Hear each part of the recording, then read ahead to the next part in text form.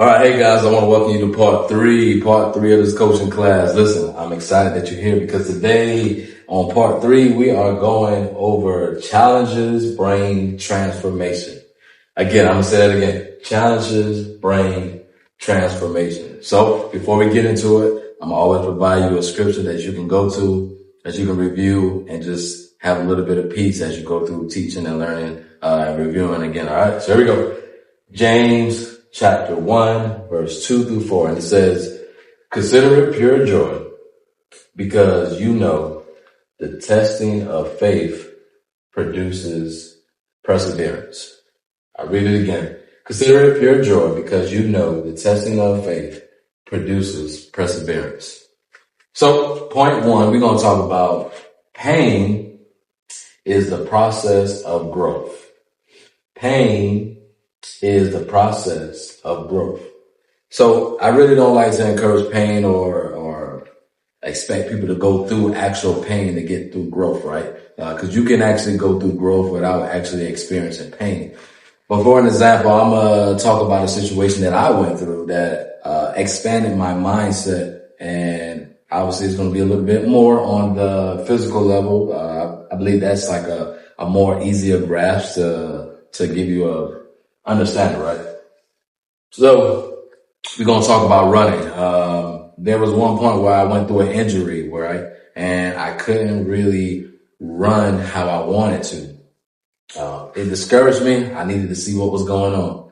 So I went to the doctor and figured out, "Hey doc, what's going on? What is really going on?" He was explaining to me, I know you're in the military. Well, he asked me, "What's the farthest you really got to do for a test?" I was like, 2 miles. 2-mile run is what we do on our AFT, our physical training test in the Army. So I was like, yeah, 2 miles. He was like, all right, well, instead of putting all this pressure and pain on your feet each and every day, just trying to, continue to run and run, just focus on the 2 miles. He was like, maybe throughout the rest of your career, you'll never run past, 2 miles, but at least you can still do it.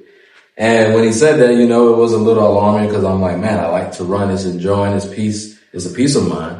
And it allows you to just kind of really rest and think and see everything that God has just built in this world, man. It's just a beautiful sight to see when the sun is rising. You hear the birds and everything. The wind's blowing a little bit.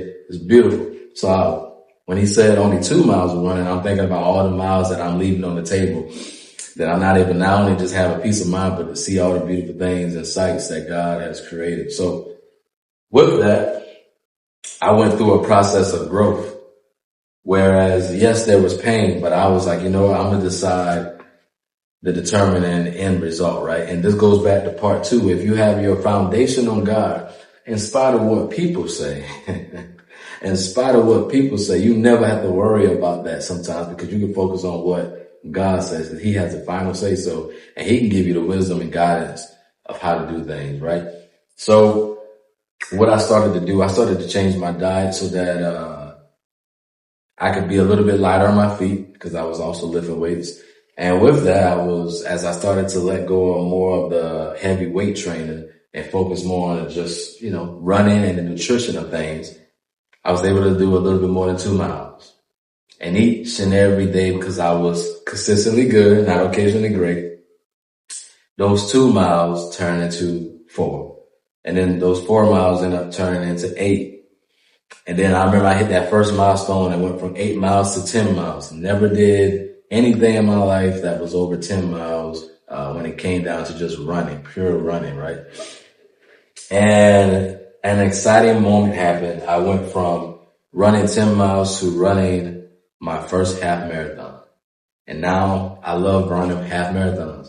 So what I'm saying is, pain is a process of growth, right? I went through a little bit of pain during that journey of learning what was getting ready to be taken away from me, but I pressed through, and growth came. Growth came because now I learned to do the half marathon. Growth came because I realized that not only that my body can get to this next level, my mindset changed. Because now when people are like, "Hey, let's go run 4 miles," my mind is not like, "Oh man, I gotta do 4 miles." My mind's like, "Okay, let's go. We've seen this before." See, that's where the growth comes in, because 4 miles is not something where I'd be like, "Ooh, I don't want to do it." 4 miles is like, okay, that's all we got because I still got more in the tank. Because 13.1 is that level of where I pushed my body to already in a couple of times throughout the years, right? So if you want to get through 2026, I will highly encourage you that when pain comes, don't run away from it. Embrace it, understand it, try to learn it so that you can get to the growth side of things. All right. All right. Your yes is someone else's lifeline. I want you to write that down. Your yes is someone else's lifeline. If you've been following me throughout the years, you know I made the Think About This Today podcast. And my favorite line on that podcast was, your yes can change someone else's life. And this is basically the same exact thing. Your yes is someone else's lifeline. You see, a lot of us go through a lot of things in journey and through life, right? And those challenges that bring transformation, not only bring transformation through us, but the people in our circle and the people that we encounter, it will allow them to understand the things that we went through isn't the end of the world. It's just the beginning. And that when we do that, our yes can be someone else's lifeline to keep going, their lifeline to keep pushing. Someone could be on their last thought, their last mind. They're going to go back to the crib and they're just going to blow their brains out and they're like, boom, I'm done with this. But they can hear your story. They can hear the challenges that you went through, and your challenges that brought transformation can bring transformation through them. And that's why I want you to not give up, to keep pushing. When 2026 comes, I don't want you to give up, and I want you to keep going and dig in, right? Because when someone sees how you get through a government shutdown, when someone sees how you get through and push through when you had the baby and still get the degree, when someone sees you push through and all the divorce and everything that you went through and still see that you still decided to say yes, it's going to help them as well. All right? So make sure you write that down. Your yes is someone else's lifeline. All right. Point three. It says struggle isn't punishment. It's preparation. I'm going to read that again. Struggle isn't punishment. It's preparation. And preparation brings transformation. Preparation brings transformation. You see, the struggle, I thought, was punishment, right? Because there was a point in my life where I went through a divorce and I was like, oh my God, like, why am I going through this struggle, this challenge? Why am I going through this, right? And it was a thing where, I was like, I'm practically being a good husband. I'm practically being a good father. What is going on? Why is this struggle bringing me punishment where I'm trying to climb the ladder and it seems like the ladder is being pulled from under me? But sometimes no one sees what the struggle is exactly going through. Why are we going through the struggle, right? But that struggle isn't a punishment. It was preparation. You see, it was preparation because maybe it was a few months after that, even to a year, to where I was in a circle with other people that was going through a divorce. And they didn't know what to do. They didn't know where to go. And I was able to just be there. I was able to show them that my yes, even though I went through it and I could have gave up and I could have stopped, in that circle of other people going through a divorce, that yes of what I was able to go through and I decided to keep going was their lifeline to not stop either. See, a lot of you are going to meet some people in 2026 and it's going to be like, man, like how you was able to get your degree and you went through this, and you're going to be able to be like, because I said yes to this, because I decided not to give up, because I decided to go that extra mile. That's why I was able to build and get to preparation. And through that preparation, it brought me that transformation. So some of you may not understand it, but I guarantee you in 2026 and just go on and so on through life, right? Because we're not just focused on 2026.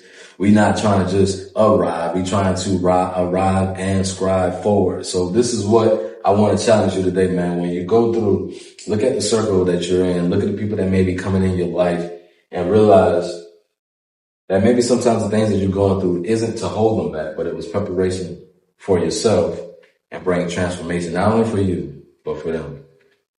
And like always, the choice is yours. The choice is yours is to realize that the challenges you're going through will bring transformation. The choice is yours to realize that this is not a struggle, this is not a punishment, but it's preparation for my transformation. The choice is yours to realize that your yes that you decide to do today will not only be helping to better yourself, but it's going to be someone else's lifeline. The choice is yours. So I hope you choose wisely. Hey, this is part 3. I want to welcome you to part 4. We almost there. I hope this is encouraging you. I hope this is helping you get to that next level that I know that you are capable of doing. And I always remember why you started. Never forget. Okay? Hey, I can't wait to see you on the next one. We're getting ready for part 4. Stay with me, get your coffee, and let's dig in.